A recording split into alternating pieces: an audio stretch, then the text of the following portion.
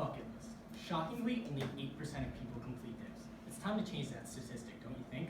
Hello, my name is Blake Cohen and I'm the CEO of DISCOVR Virtual Reality. We've created a safe and affordable solution that will empower dreamers, scholars, and thrill seekers to complete their very own bucket list.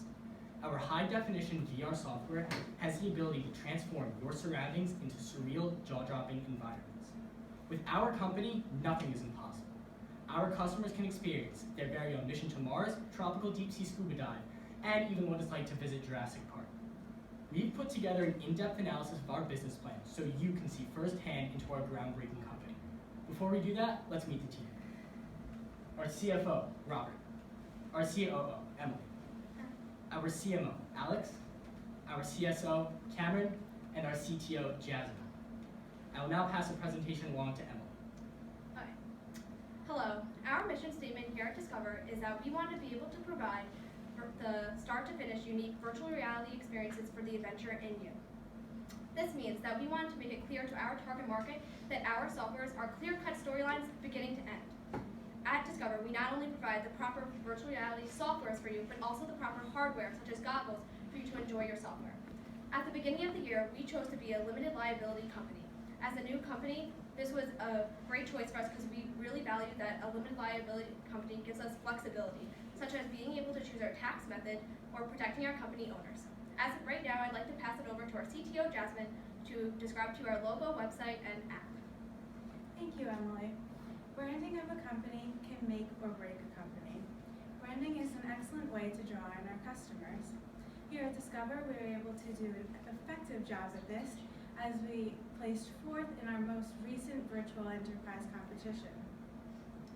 When designing the logo, we wanted it to represent our company. So a globe was a perfect symbol of our essential goal, which is to provide customers the opportunity to experience a whole new world. We also wanted our logo to be rainbow because we provide a wide range of products and experiences for our customers. Likewise, we chose a techie and modern font. Most of our sales are done through our website. As you can see, we have a very welcoming homepage which straight off the bat tells our customers what we sell. We also have captivating images for each of our softwares to draw in our customers. For our app, we made sure it was simple to use and customers are easily able to log in, purchase items, and experience the virtual reality. I'm passing it back over to Emily to describe our products. Sorry about this. Okay, here we go. Oh.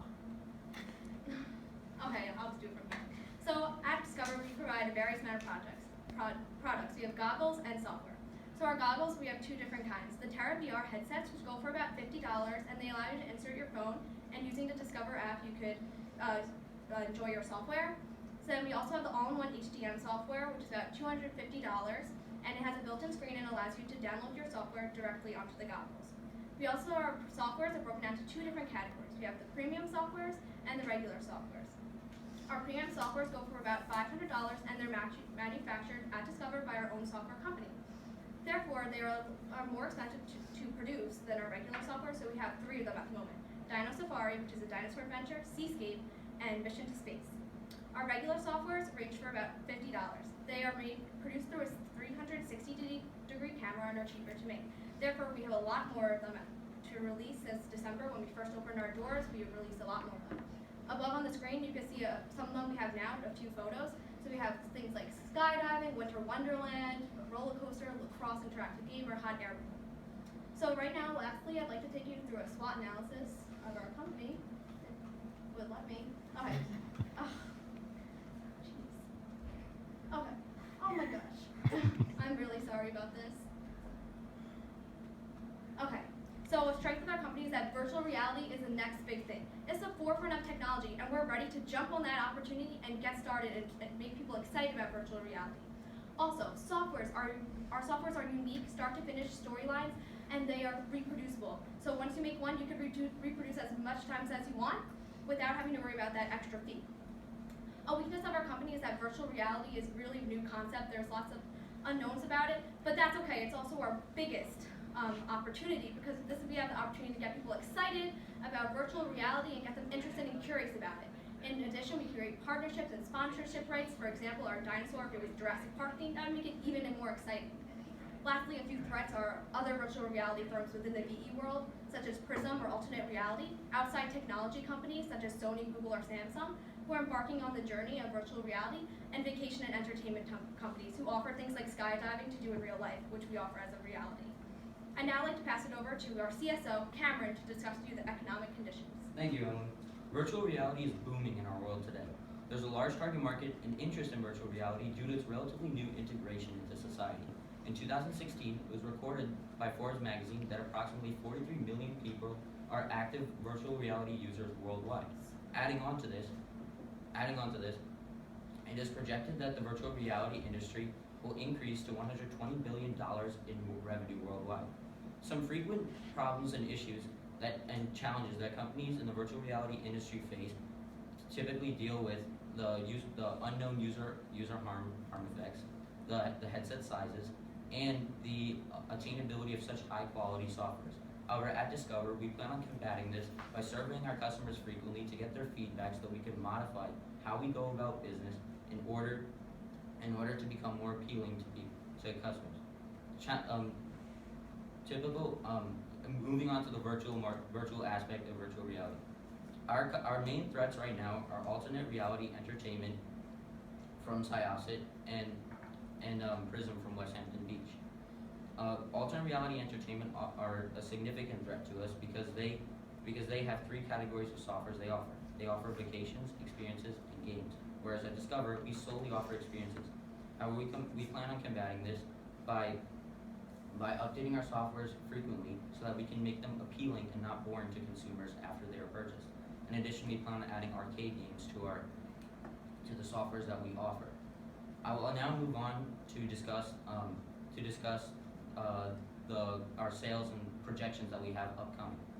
As of now, we plan on having a 9% growth rate, if we keep up consistently at this rate, we should be able to surpass the burden of startup debt and loans by approximately May of 2018. Our marketing analysis and marketing strategies were crucial in how we made sales throughout our time meeting. I will now pass it over to Alex Kohan, our CMO, to discuss this with you. Thank you very much. So marketing is one of the most important parts of any business, the image and how it's branded. In order to do that, it's imperative that we have a specific target market that we focus on to brand our products. So our target market is between the ages of 12 and 33, both male and female. The reason we did this is based on specific demographics, psychographics, and geographics that we analyzed to come up with this target market. Specifically, this age group tends to be most responsive to new advances in technology, as well as virtual reality, as well as action and adventure softwares alike. Similarly, geography of where we're marketing to, people tend to be able to afford medium to high priced items like the ones that we sell. We originally had priced our softwares much higher due to the fact that we created them proprietarily by our software company, which increased our production costs and made our prices higher. After analyzing the marketplace and looking at our competitors, we saw it was much easier, and the better solution is to use 360-degree cameras to capture and edit our softwares and make them more accessible for the everyday consumer. We did, however, keep 3 of those premium softwares that we use solely for that. Our marketing campaign focuses on social media, as well as advertising, direct marketing, and personal selling. So social media is imperative because it's low cost, high effective, and highly customizable solution with a built-in feedback loop, which allows us to see our customers' reviews, as well as analyze the new trends in the market to discover new softwares that we're going to use. Advertising focuses on TVs, YouTube, and game blogs, as well as other game blogs, as well as game stuff that people can use, because our target market tends to be very responsive to these type of blogs. We have personal selling that we use during trade shows to talk directly to consumers and to communicate that way and sell directly through there. And lastly, we have direct marketing that we use through email chains and contracts to keep a steady income of revenue that our sales team handles. The financials were crucial in deciding how we market our product and exactly how we sell it. So I'll pass it now over to our CFO, Robert, to discuss these. Thank you, Alex. Let's go over the data that makes up the core of our company. From a graph of our revenue of our products by the number of units sold, we could see that our premium softwares makes up the largest share of our revenue at 41%. This is optimal for our business as we make an 85% profit margin on every premium software sold. In addition, repeat purchasers will be inclined to buy the premium softwares based on each of which having a unique experience.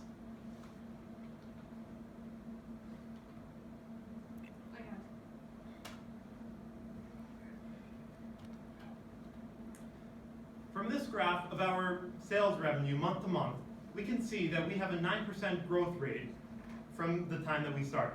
We can also see this growth rate in our income statement and our expenses. Using the assumption of a 9% growth rate, salary expenses staying relatively stagnant, and our expenses staying about the same, we project that by April 2017, we will show a net monthly loss of about $16,000, a welcoming decrease from our first month of business in December 2016 of $29,000. I will now hand it over to our CEO, Blake. DISCOVR has the opportunity to become the premier virtual reality firm in virtual enterprise. Between our 360-degree softwares, our premium softwares, and our terrific team, we have and will continue to generate high profit margins. Are you ready to experience the unlimited discoveries you will make with DISCOVR? Now, what questions may we address to get this partnership started? Good job, guys. What's the greatest challenge to your company? What's the greatest challenge your company must overcome to be successful this year? And let's talk about that loss. What's causing that? That's a great question. Our CMO, Alex, would like to answer. So the greatest issue that we have to face is diversity. When it comes to other companies, our other companies tend to have similar products in the virtual reality aspect.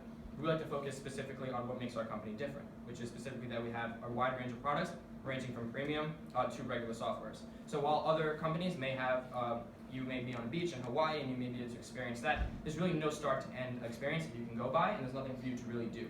In our experiences, we have a clear start to finish that you can experience multiple times and have fun in, and there's a clear path in which you need to go, so you can experience many different ways, which all our products, which makes it more accessible and more easy to use for the everyday person, with it being more interesting in that aspect. And concerning the net monthly loss that we show, our team has shown that over 80% of first-year companies take a net monthly loss in their first year. However, based on our 9% growth rate, we project that by August of 2017, we will be able to break even, less than 1 full year after our first month of business. What do you think one of the biggest concerns facing the economy right now could negatively impact your business going forward? Our sales executive, Kameron, will handle it. I think that the economy is in a very turmoil kind of state as of now. As we could see, it's very hard for companies to start up the way they do. However, I really feel that our hospitality and the way that we train our sales executives and other employees really affects the way that we can make sales to surpass the burden of startup debt, as mentioned before. Our CFO, Robert, mentioned earlier that the 9% growth rate is crucial in surpassing all the loans and other debts that we owe. However, I feel like the real thing that really impacts the way that you can make profit is the customer service and hospitality and the way you treat your consumers. You have to treat them with full, utmost care and respect, and you really have to make sure that they feel welcomed and like they're being introduced to another family. And I feel that if people-to-people relationships can really surpass whatever financials there really are, as long as you market that and accurately display them. And how do you foster people-to-people relationships virtually? I'm sorry. How do you foster people-to-people relationships in the virtual environment? Well, mainly it kind of deals with the way you email and the way you speak. I feel like if you're truly good at heart, and also the way we help each other out and we train each other, is that we learn off each other's experiences and we kind of format each other off of based how we all interact with one another. So the way that you email, you present yourself, kind of like using exclamation points, stuff like that, really makes people feel welcome. Okay, so I have 2 questions. First, we'll start with the management of your business. Could you just go over how many people are in your firm and how you maintain communication within your firm? Yes. So we have about 23 people in our firm, and that number is distributed among 5 different subsections of categories: HR, marketing, etc. The way we manage it is we give a goal at the end of every week. Every department is responsible for accomplishing that goal. If they complete it early, they will then focus on sales. The way any company works is its profits. Without profits, this company will not survive. So, sales are imperative to our success. We are making sure we do this by not only getting done our work early and nice, but we will also be making sure that everybody here has a sales pitch and will not hesitate to go out of their comfort zone to make a sale. Okay, so along with my second question, we're building on sales. You mentioned earlier, I think it was you, about the 360, the technology, how it caused you to change your prices. Could you just go over how you determined that, what type of analysis you came to, and how you decided on your pricing point? Sure. So in order to create a software from scratch as our company, it's actually a very, very high production cost, around $10,000 to do so. However, this cost is one time, but as you update it, it keeps on going, and it's fairly expensive because it's completely from scratch, and it's proprietary to the company. So we wanted to keep this because this offers very, very high quality, very original software to our company. So we only kept those three because it wasn't good to do all those softwares. It's just a high production cost. So using 360-degree cameras, we're able to film certain locations and locations that we use, and then we can edit it through much cheaper softwares that make it VR and allow you to see it in VR goggles. So in able to doing that, then our production costs go much lower, and then we're able to price much lower. So does that change the quality of what you're getting from the premium to the? No, but the regular softwares are more true to Earth, as in you can't really go into space because we can't use that in space. And that's why we use our own technology department to create an entire virtual space that we do have for our premium software. So our softwares are the ones that we have in regular, include hot air balloon, mountain biking, things that you can record easily. And we use professionals in order to do these things to ensure that there's no harm to the people that do these things and that there's safety involved. Okay, so one last question building on that. Do you have insurance built in for these? Yeah, we do have insurance built in for these. God forbid something bad happens to you while you're experiencing virtual reality. I mean the filming. For the filming. Yeah. You have people actually going on hot air balloons and Well, yes. filming? Yes, but we use our own company members to do these kind of things. Okay. So we each, before doing these things, we do take time and to train them before we don't just send them up to do these kind of things.